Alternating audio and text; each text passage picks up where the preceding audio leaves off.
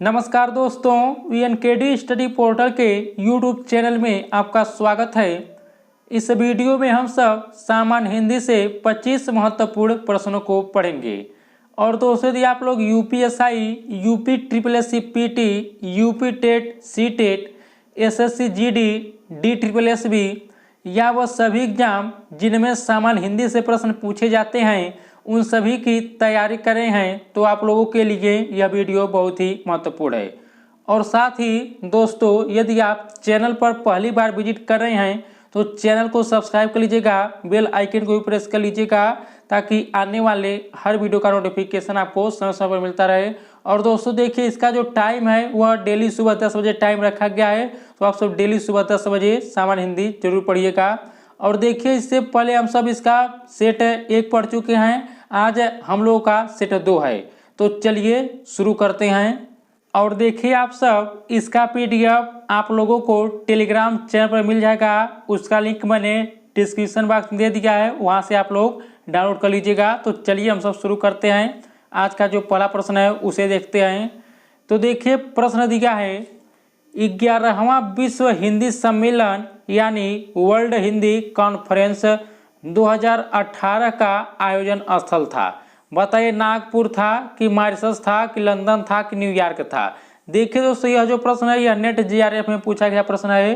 तो देखिए, पहले का ऑप्शन नंबर बी जो होगा सही होगा।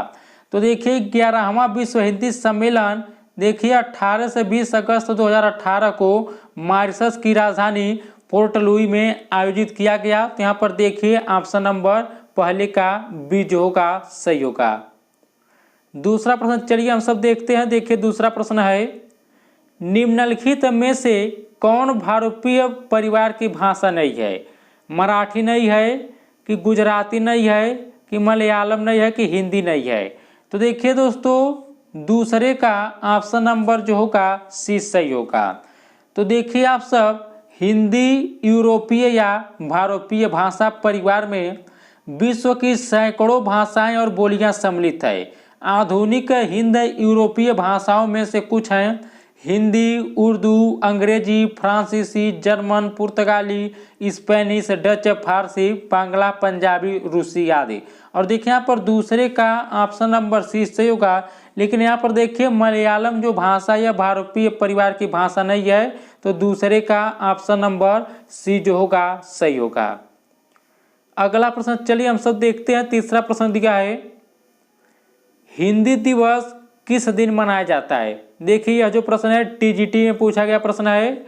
यदि आप लोग जानते हैं तो बताइए, हिंदी दिवस किस दिन मनाया जाता है? 11 जून को कि 14 सितंबर को कि 28 सितंबर को कि 10 अक्टूबर को? तो देखिए दोस्तों, तीसरे का ऑप्शन नंबर 20 सही होगा। 14 सितंबर 1949 को संविधान सभा ने एक मत से निर्णय लिया कि हिंदी ही भारत की राजभाषा होगी। देश के पहले प्रधानमंत्री जवाहरलाल नेहरू ने कहा कि इस दिन के महत्व देखते हुए हर साल 14 सितंबर को हिंदी दिवस मनाया जाए। बता दें, पहला हिंदी दिवस 14 सितंबर 1953 में मनाया गया था, इसे भी याद रखिएगा। तो देखिए, यहाँ पर तीसरे का ऑप्शन नंबर 20 सही होगा। हिंदी दिवस जो मनाया जाता है वह 14 सितंबर को मनाया जाता है, इसे याद रखिएगा। अगला चलिए हम सब देखते हैं। चौथा प्रश्न दिया है विकास की दृष्टि से प्राकृत की पूर्वकालीन अवस्था का नाम है। बताइए, पाली है कि संस्कृत है कि हिंदी है कि अवहट्ठ है? तो देखिए दोस्तों, चौथे का ऑप्शन नंबर जो होगा ए सही होगा। तो देखिए, यहाँ पर विकास की दृष्टि से प्राकृत की पूर्वकालीन अवस्था पाली है, तो यहाँ पर चौथे का ऑप्शन नंबर ए जो होगा सही होगा। तो यहाँ पर देखिए ऑप्शन नंबर ए सही होगा। अगला प्रश्न चलिए हम सब देखते हैं। प्रश्न नंबर 5 है पश्चिमी हिंदी की 2 बोलियों का सही युग्म है। आपको बताना है कि पश्चिमी हिंदी की 2 बोलियां कौन है। ऑप्शन नंबर ए दिया है कन्नौजी अवधी, ऑप्शन बी दिया है ब्रज बघेली, ऑप्शन सी दिया है छत्तीसगढ़ी बांगरू, और देखिए ऑप्शन नंबर डी दिया है खड़ी बोली बुंदेली। तो देखिए दोस्तों, 5वें का ऑप्शन नंबर डी जो होगा सही होगा।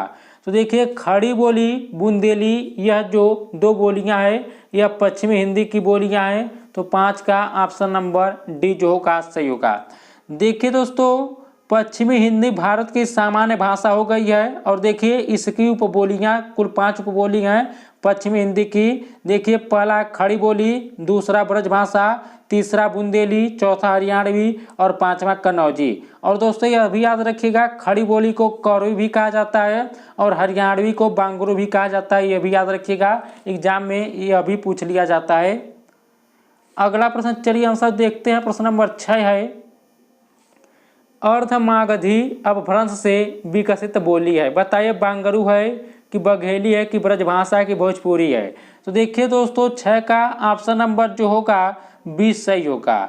तो देखिए बघेली या बाघेली बोली हिंदी की एक बोली है जो भारत के बघेल खंड क्षेत्र में बोली जाती है।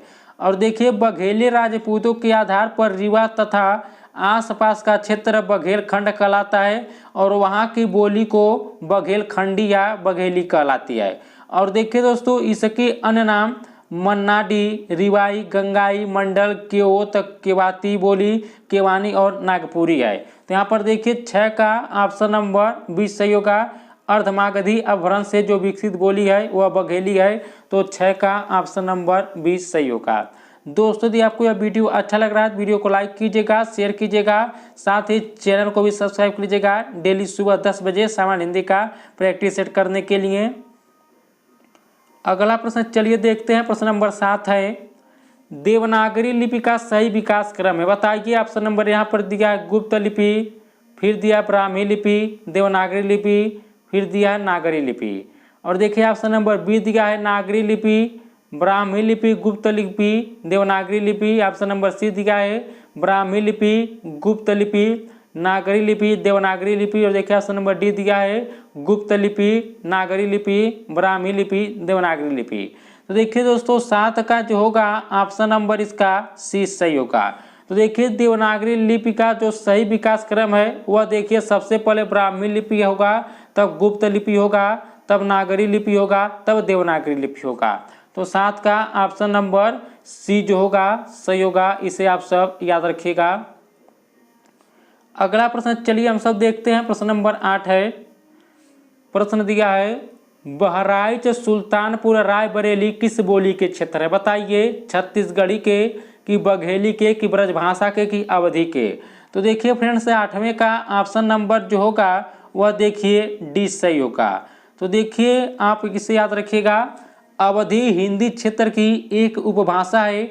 यह उत्तर प्रदेश में अवध क्षेत्र, लखनऊ, रायबरेली, सुल्तानपुर, बाराबंकी, उन्नाव, हरदोई, सीतापुर, लखीमपुर, फैजाबाद, प्रतापगढ़ और देखिए इलाहाबाद, कौशाम्बी, अंबेडकर नगर, गोंडा, बहराइच, श्रावस्ती तथा फतेहपुर में भी बोली जाती है। तो देखिए यह कुल अवधि बोली के क्षेत्र हैं। तो यहाँ पर 8 का ऑप्शन नंबर डी जो होगा सही होगा। तो बहराइच, सुल्तानपुर, रायबरेली किस बोली के क्षेत्र हैं, तो अवधि बोली के क्षेत्र हैं। अगला प्रश्न चलिए हम सब देखते हैं, प्रश्न नंबर 9 है, इसे हम सब देखते हैं, इनमें से किस बोली का बिहारी हिंदी से संबंध नहीं है। बताइए अवधी का कि मगही का कि भोजपुरी का कि मैथिली का। तो देखिए आप सब 9 का ऑप्शन नंबर जो होगा ए सही होगा। तो देखिए यहाँ पर अवधी जो होगा यह सही होगा, इसका संबंध बिहारी हिंदी से नहीं है। तो यहाँ पर 9 का ऑप्शन नंबर ए जो होगा सही होगा। देखिए दोस्तों यह जो 3 यहाँ पर देखिए दिया है बोली मगही, भोजपुरी, मैथिली, देखिए यह बिहारी हिंदी के अंतर्गत आता है, लेकिन अवधी जो है यह बिहारी हिंदी के अंतर्गत नहीं आता है। तो इसे भी याद रखिएगा। अगला प्रश्न चलिए हम सब देखते हैं। देखिए अगला प्रश्न है, प्रश्न नंबर 10 है, सितंबर 1949 को भारतीय संविधान सभा ने हिंदी को भारत संघ की कौन सी भाषा का दर्जा दिया। बताइए राष्ट्रभाषा का कि लोकसभा का कि संपर्क भाषा का कि राजभाषा का। देखिए दोस्तों इस प्रश्न को 90% लोग गलत कर देंगे, यानी 90% लोग इस प्रश्न का जो है गलत उत्तर देंगे। तो देखिए यहाँ पर सितंबर 1949 को भारतीय संविधान सभा ने हिंदी को भारत संघ की देखिए राजभाषा का दर्जा दिया है, राष्ट्रभाषा का नहीं। तो 10 का ऑप्शन नंबर डी जो होगा सही होगा। दोस्तों यदि आप लोग सामान्य हिंदी का क्यूज करना चाहते हैं तो मैंने उसका लिंक डिस्क्रिप्शन बॉक्स में दे दिया है, वहां से आप सामान्य हिंदी का क्यूज भी कर सकते हैं। अगला प्रश्न चलिए हम सब देखते हैं। प्रश्न नंबर 11 है, छ ध्वनि का उच्चारण स्थान है। बताइए छ ध्वनि का उच्चारण स्थान क्या होगा? दंत होगा कि ओष्ठ होगा कि तालव्य होगा कि इनमें से कोई नहीं? तो देखिए दोस्तों 11 का ऑप्शन नंबर जो होगा सी सही होगा। तो देखिए जिस ध्वनियों के उच्चारण में जीवा का मध्य भाग तालु से स्पर्श करता है उन्हें तालव्य कहते हैं। तो देखिए च, छ, ज, झ, य यह सभी देखिए तालव्य के अंतर्गत आएंगे। तो यहाँ पर 11 का ऑप्शन नंबर सी जो होगा सही होगा। अगला प्रश्न चलिए हम सब देखते हैं। प्रश्न नंबर 12 है, निम्नलिखित में से कौन एक संयुक्त व्यंजन नहीं है? बताइए छ नहीं है कि स नहीं है कि त्र नहीं है कि ज्ञ नहीं है? तो देखिए दोस्तों 12 का ऑप्शन नंबर जो होगा आपका यहाँ पर देखिए स जो होगा सही होगा। देखिए स जो है यह संयुक्त व्यंजन नहीं है, तो 12 का ऑप्शन नंबर 20 सही होगा।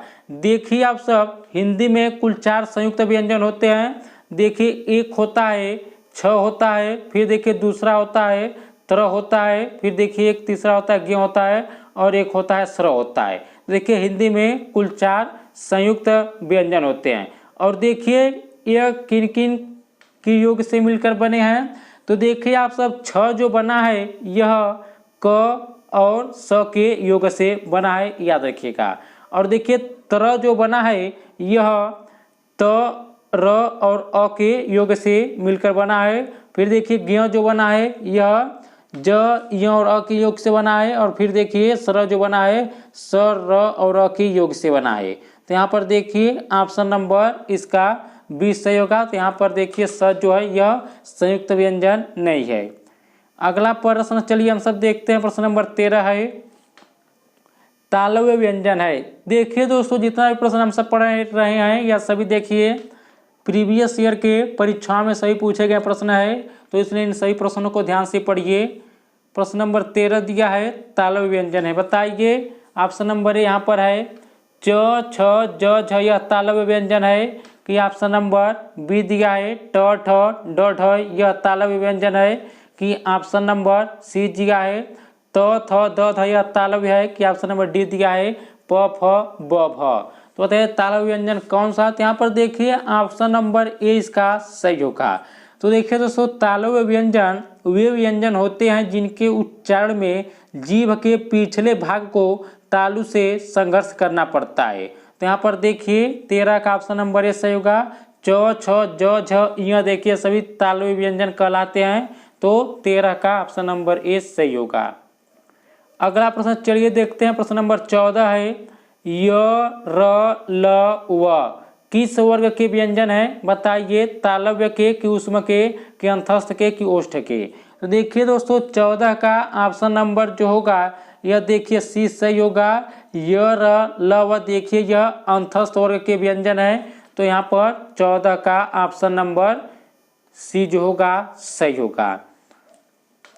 अगला प्रश्न चलिए हम सब देखते हैं। प्रश्न नंबर 15 है, अनुनासिक का संबंध होता है। बताइए केवल नाक से होता है कि केवल मुंह से होता है कि नाक और मुंह दोनों से होता है कि इनमें से कोई नहीं? तो देखिए दोस्तों 15 का ऑप्शन नंबर जो होगा इसका देखिए सी सही होगा। अनुनासिक का जो संबंध होता है वह नाक और मुंह दोनों से होता है, याद रखिएगा इसे। तो 15 का ऑप्शन नंबर सी जो होगा सही होगा। अगला प्रश्न चलिए देखते हैं। प्रश्न नंबर 16 है, अनुनासिक व्यंजन कौन से होते हैं? बताइए वर्ग के प्रथमाक्षर होते हैं कि वर्ग के तृतीयाक्षर होते हैं कि वर्ग के चतुर्थाक्षर होते हैं कि वर्ग के पंचमाक्षर होते हैं? तो देखिए प्रश्न 16 का ऑप्शन नंबर डी जो होगा सही होगा। तो देखिए अनुनासिक व्यंजन जो होता है वह वर्ग के पंचमाक्षर होते हैं, तो यहाँ पर ऑप्शन नंबर डी जो होगा सही होगा। देखिए अनुनासिक स्वर है और अनुस्वार मूल रूप से व्यंजन है। इनके प्रयोग में कुछ शब्दों के अर्थ में अंतर आ जाता है, तो इसलिए देखिए यहाँ पर वर्ग के पंचमाक्षर जो होते हैं अनुनासिक व्यंजन कहलाते हैं। अगला प्रश्न चलिए हम सब देखते हैं। प्रश्न नंबर 17 है। दोस्तों यदि आपने अभी तक वीडियो को लाइक नहीं किया तो लाइक जरूर कर दीजिए, साथ ही अपने मित्रों के पास भी शेयर कर दीजिए। अगला प्रश्न चलिए देखते हैं। प्रश्न नंबर 17 है। हिंदी वर्णमाला में स्वरों की संख्या बताइए, 8 है कि 9 है कि 11 है कि 14 है। तो देखिए दोस्तों 17 का ऑप्शन नंबर सी सही होगा। हिंदी वर्णमाला में स्वरों की संख्या कुल 11 है, याद रखिएगा। देखिए अ आ इ उ री ए ऐ यही कुल स्वर हैं, तो यहाँ पर ऑप्शन नंबर सी जो होगा सही होगा।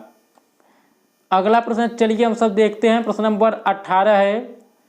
कंठोष्ठ ध्वनि का उदाहरण है बताइए, और है कि ए है कि क है कि तालव्य है। यहाँ पर देखिए 18 का ऑप्शन नंबर जो होगा यहाँ पर देखिए ए सही होगा। तो देखिए और जो दिया है यह कंठोष्ठ ध्वनि का उदाहरण है, तो 18 का ऑप्शन नंबर ए जो होगा सही होगा।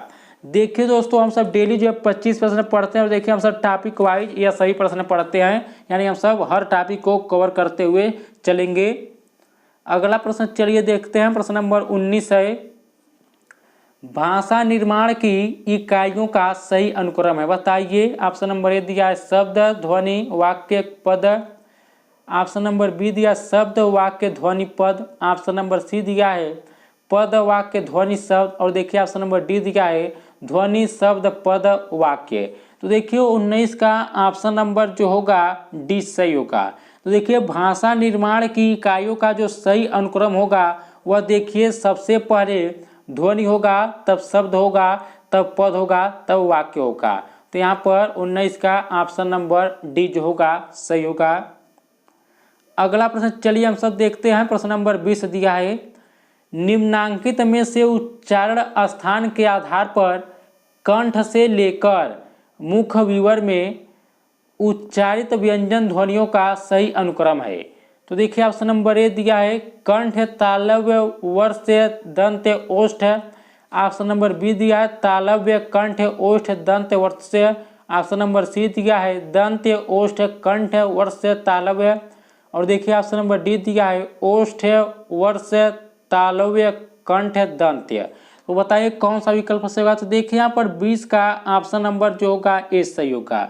तो देखिए उच्चारण स्थान के आधार पर कंठ से लेकर मुख विवर में उच्चारित व्यंजन जो ध्वनियों का सही अनुक्रम होगा वह देखिए सबसे पहले कंठ होगा, तब तालव्य होगा, तब वर्ष होगा, तब दंत होगा, तब ओष्ठ होगा। यहाँ पर देखिए 20 का ऑप्शन नंबर सी जो होगा सही होगा। अगला प्रश्न चलिए हम सब देखते हैं। प्रश्न नंबर 21 है। निम्न में से शुद्ध वर्तनी का चयन कीजिए। देखिए इसमें आपको वर्तनी बताना है। ऑप्शन नंबर ए सही होगा कि बी होगा कि सी होगा कि डी होगा, बताइए। तो देखिए यहाँ पर 21 का ऑप्शन नंबर जो होगा इसका देखिए 21 का ऑप्शन नंबर जो होगा आपका डी सही होगा। तो देखिए यहाँ पर उन्नत जो दिया है यह इसका वर्तनी सही है, तो 21 का ऑप्शन नंबर डी जो होगा सही होगा। अगला प्रश्न चलिए हम सब देखते हैं। प्रश्न नंबर 22 है। देखिए प्रश्न दिया है यह रास्ता दुर्गम है, सावधानी से चलें। तो बताएं यहाँ पर कौन सा यहाँ पर सही होगा, दुर्गम होगा कि दुर्गम होगा, कि यह ऑप्शन नंबर सी होगा कि ऑप्शन नंबर डी होगा। तो देखिए यहाँ पर 22 का ऑप्शन नंबर जो होगा यहाँ पर देखिए आप सब सी सही होगा। तो देखिए यहाँ पर जो सही वाक्य लिखा जाएगा यह रास्ता दुर्गम है, सावधानी से चले। तो 22 का ऑप्शन नंबर सी जो होगा सही होगा। अगला प्रश्न चलिए हम सब देखते हैं। प्रश्न नंबर 23 है। शुद्ध वर्तनी का चयन कीजिए। यहाँ पर देखिए ऑप्शन नंबर ए यहाँ पर बताइए सही होगा कि बी सही होगा कि डी यहाँ पर सी होगा कि डी होगा। तो देखिए 23 का ऑप्शन नंबर जो होगा ए सही होगा। यहाँ पर देखिए शुद्ध वर्तनी वाला जो शब्द है वह अन्वेषण है, तो 23 का ऑप्शन नंबर ए जो होगा सही होगा। दोस्तों डेली दोपहर 12 बजे और शाम 6 बजे देखिए डेली दोपहर 12 बजे रसायन विज्ञान पढ़ाया जाता है और देखिए शाम 6 बजे प्राचीन इतिहास पढ़ाया जाता है, इसलिए आप इन सही वीडियो को देखिए। अगला प्रश्न चलिए हम सब देखते हैं। प्रश्न नंबर 24 है। शुद्ध वर्तनी का चयन कीजिए। ऑप्शन नंबर ए दिया है जाह्नवी, ऑप्शन नंबर बी दिया है, सी दिया है, डी दिया है। बताइए कौन सा वर्तनी की दृष्टि से यहाँ पर शुद्ध है। तो देखिए 24 का ऑप्शन नंबर सी सही होगा। तो देखिए जाह्नवी जो लिखा जाता है ऑप्शन नंबर सी की तरह लिखा जाता है, तो यहाँ पर 24 का ऑप्शन नंबर सी सही होगा। अगला प्रश्न चलिए हम सब देखते हैं। प्रश्न नंबर 25 है, शुद्ध वर्तनी का चयन कीजिए। यहाँ पर देखिए ऑप्शन नंबर ए दिया है अधोपतन, ऑप्शन नंबर बी दिया है आधिपतन, ऑप्शन नंबर सी दिया है अधपतन, ऑप्शन नंबर डी दिया है आधपतन। तो बताइए कौन सा सही होगा। तो यहाँ पर देखिए 25 का ऑप्शन नंबर सी सही होगा। यहाँ पर देखिए अधपतन जो दिया है यह शुद्ध वर्तनी है, तो 25 का ऑप्शन नंबर सी जो होगा सही होगा। तो दोस्तों आज का यह आखिरी प्रश्न था। आज हम सब कुल 25 प्रश्न पढ़े हैं। यदि आपको यह वीडियो अच्छा लगा वीडियो को लाइक कीजिएगा, शेयर कीजिएगा और साथ ही दोस्तों चैनल को भी सब्सक्राइब कर लीजिएगा। और दोस्तों अपनी राय कमेंट बॉक्स में जोड़ दीजिएगा कि आपको यह वीडियो कैसा लगा। तो इस वीडियो में इतना ही दोस्तों। नमस्कार, जय हिंद, जय भारत।